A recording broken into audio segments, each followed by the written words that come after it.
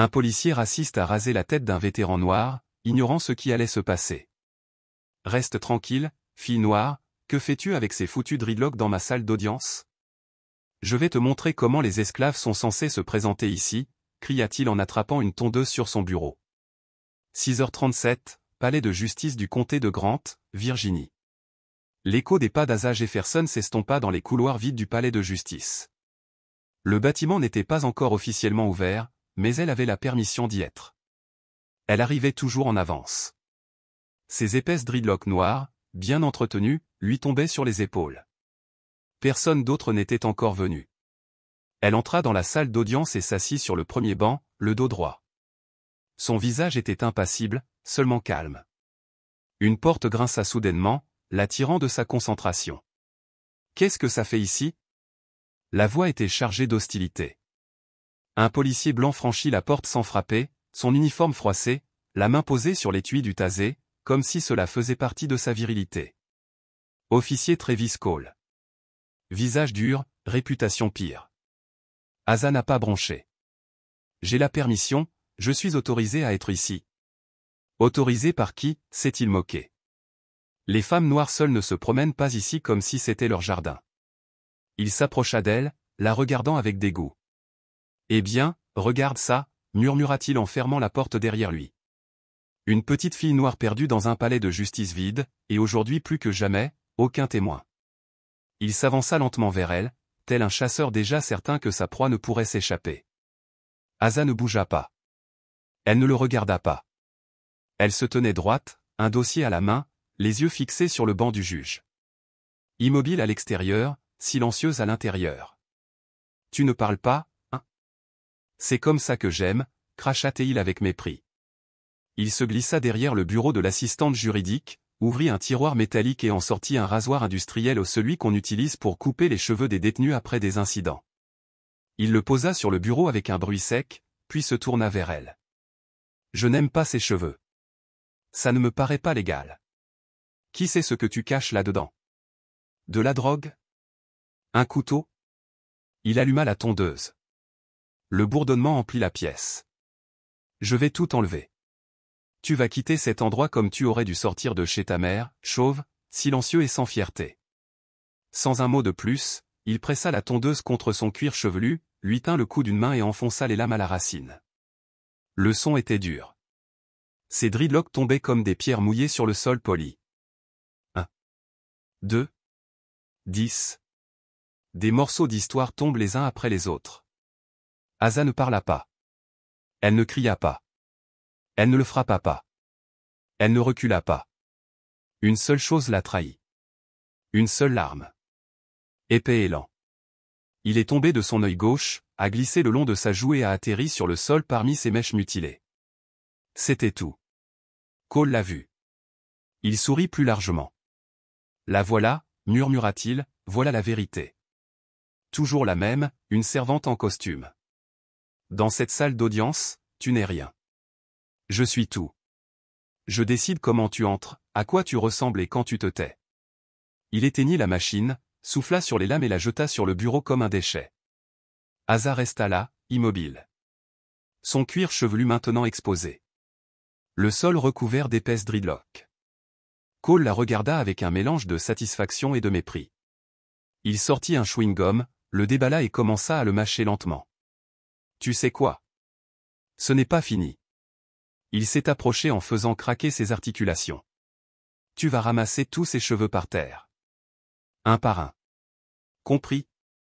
Elle n'a pas répondu. Il la poussa par l'épaule. J'ai dit, par terre.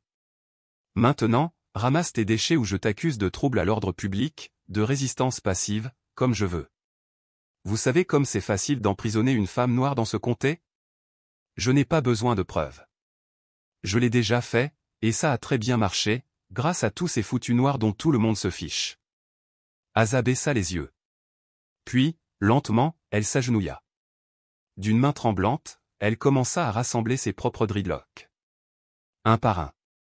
Chaque boucle, chaque mèche. Elle les déposa sur un morceau de papier froissé qu'elle tira de son dossier. Elle n'avait nulle part où les mettre. C'est mieux ainsi, dit-il à voix basse, presque en appréciant. C'est ce qu'ils sont, soumis, quand on serre assez fort. Reste là-bas, la tête basse, comme ta mère, ta grand-mère, toutes les femmes de ta race. Elle a continué. À un moment donné, une dreadlock roula sous le banc. Elle se pencha lentement, avec effort. Le sol craqua. Et à ce moment-là, pour la première fois, sa respiration trembla. Ce n'était pas un sanglot. C'était plus profond, comme si sa poitrine ne voulait plus supporter le poids d'un tel silence.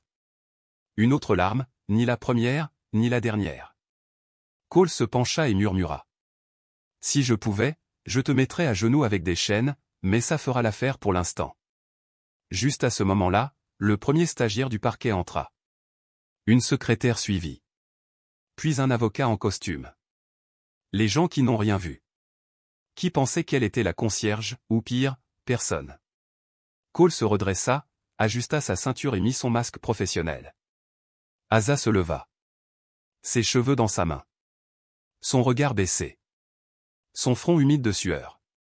Elle marcha lentement vers le fond de la salle d'audience. Elle a disparu par une porte latérale sans dire un seul mot. Le greffier venait d'entrer, faisant défiler sa tablette, et le juge demanda à voix basse. Cole haussa les épaules, je suppose qu'elle est en retard, comme toujours, dit-il avec dédain, ignorant qu'à ce moment précis, le téléphone du réceptionniste vibra. Un message est apparu, il y a eu un léger contretemps. Je serai prêt dans 5 minutes. Veuillez maintenir tout le monde à sa place. Agis. Il répondit rapidement, compris, votre honneur. Personne d'autre ne le savait. Aïcha ferma la porte de la salle de bain avec des mains tremblantes. Elle s'appuya sur le lavabo en marbre froid, ses forces s'affaiblissant. Elle ouvrit le sac en plastique qu'elle avait pris dans le placard du concierge, avec précaution, y plaça chaque mèche de ses propres cheveux, trace de son histoire, de son corps, de sa culture, de sa vie. Elle le ferma hermétiquement, puis se regarda dans le miroir. Son visage était calme, mais ses yeux étaient rouges et gonflés. Son maquillage taché traçait des rides sur ses joues comme des cicatrices de guerre. Elle ouvrit le robinet. L'eau glacée la secoua. Elle s'est éclaboussée violemment le visage, comme si elle essayait d'effacer le moment, mais elle n'y est pas parvenue. Son cuir chevelu rasé brûlait. Chaque goutte la piquait là où ses mains l'avaient appuyée, physiquement, profondément. Elle prit une serviette en papier, s'essuya le visage, puis sortit de son sac un petit foulard en tissu. Elle le plia lentement, l'attachant soigneusement sur sa tête pour couvrir les dégâts. Ce n'était pas par honte. C'était une stratégie. Elle savait qu'à cet endroit, tout signe de faiblesse se transformait en lame. Elle prit une profonde inspiration et se redressa. Elle ajusta son col, plaça le sac contenant ses cheveux dans sa mallette et retourna vers la porte. Le tribunal ne savait toujours pas à quoi il allait assister. Parce que la femme qui revenait n'était plus à Jefferson, la vétérane solitaire, humiliée. Maintenant, le juge revenait. La porte latérale s'ouvrit et l'air changea. Jefferson entra d'un pas régulier et délibéré. Chaque coup de talon sur le sol résonnait comme un verdict. Elle portait sa robe noire parfaitement en place. Un foulard sombre était noué avec précision autour de sa tête fraîchement rasée. Son visage ne trahissait aucune émotion, rien. C'était du marbre. C'était de l'acier. Le silence est tombé. Tout le monde se leva instinctivement, sauf Cole. Il se tenait figé à côté du banc, la mâchoire serrée, les yeux rivés sur elle. Il l'a reconnue, bien sûr, mais maintenant, quelque chose n'allait pas. Elle ne l'a pas regardé. Elle se dirigea directement vers le banc, gravit les 3 marches avec un dossier à la main et rangea ses affaires avec une élégance tranquille. Le commis l'a accueillie avec respect. « Bonjour, votre honneur. » Elle hocha simplement la tête. Elle ouvrit le dossier, prit le marteau et le frappa une fois. « Cette séance est désormais formellement en ordre, » a-t-elle déclaré d'une voix sereine, claire et ferme. Cole ne pouvait pas respirer. Un muscle a sauté dans son cou. Il regarda autour de lui, attendant que quelqu'un n'objecte, dise que c'était une erreur. Mais personne ne l'a fait. Aïcha leva les yeux pour la première fois. Leurs regards se sont croisés. Un seul regard, vide, et ce fut le pire de tous. Cole recula, comme s'il avait été frappé par une balle invisible. La femme qui l'avait rasé, humiliée, forcée à ramasser ses cheveux comme des ordures, était désormais assise sur le trône du pouvoir dans cette salle d'audience. Appelez le premier cas, dit-elle, parfaitement calme. Agent Cole, dit A. Jefferson, vous êtes convoqué devant ce tribunal dans l'affaire morale contre la police de Grant, pour abus de pouvoir lors d'une arrestation. Avez-vous quelque chose à déclarer? Il haussa les épaules, ce dossier a déjà été examiné en interne et classé avec recommandation administrative. Nous ne sommes pas là pour ça. Aïcha leva lentement les yeux. Tu as raison, dit-elle sans élever la voix, cette affaire a déjà été discutée. Mais un autre, plus récent, ne l'était pas. Cole la regarda directement pour la première fois. Qu'est-ce que tu insinues? Elle n'a pas répondu immédiatement. Elle se tourna vers le commis et dit calmement. Demandez les images de sécurité de l'LA, salle d'audience 3, de 6h40 à 6h55 ce matin. Remettez-les immédiatement au tribunal. Les yeux de Cole s'écarquillèrent. 5 minutes plus tard, les écrans de sécurité se sont allumés dans la salle d'audience. Le commis s'approcha du banc, télécommande en main, les doigts tremblants, le pouce appuyé fort contre la couverture du dossier. Il prit une profonde inspiration. Procédez. L'écran montrait l'angle supérieur de la salle d'audience 3, initialement vide. Puis Aïcha entra, seule. Puis Cole, marchant vers elle. Les railleries. Au moment où il a retiré la machine du bureau et l'a allumée, le bourdonnement.